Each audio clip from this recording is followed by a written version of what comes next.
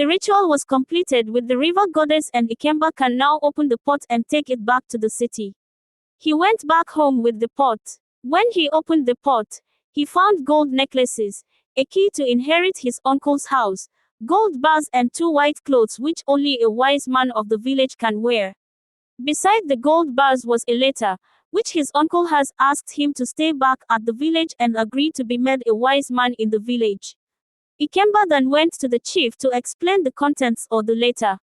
The chief explained everything to Ijeamaka and asked him to obey his uncle's wishes as the next wise man in the village. Aside the throne, the wise man of the village is next in rulership. Ijeamaka accepted and was installed. He was happy to stay in the village because he had fallen in love with Ijeamaka the priestess, even though it was a taboo. One night, he had a dream where the goddess directed him to a tree in the middle of the village. He was to break 3 pots around the tree and bring the 4th to the chief, and he will be told what to do next.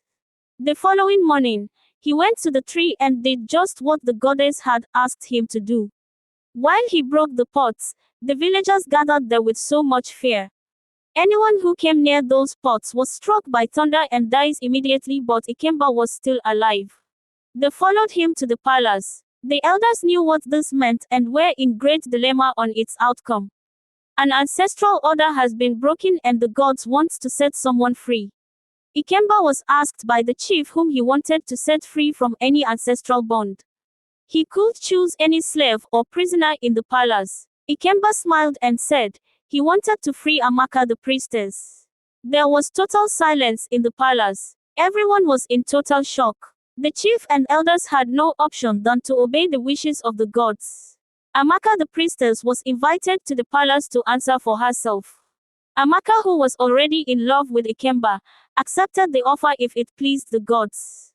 The whole village rejoiced at this historic turn of events. This forbidden love was gladly accepted by the gods. The chief announced a great celebration in the village for 3 days. A new priestess was initiated. Ijeamaka and Ijeamaka got married, and Ijeamaka built schools, hospitals and a new marketplace with his inheritance by his uncle. His wisdom was loud everywhere. His wife Ijeamaka was also known as a wise woman who served with her husband. Ijeamaka's father and sisters were happy for Ijeamaka. The gods prospered the village greatly. The end.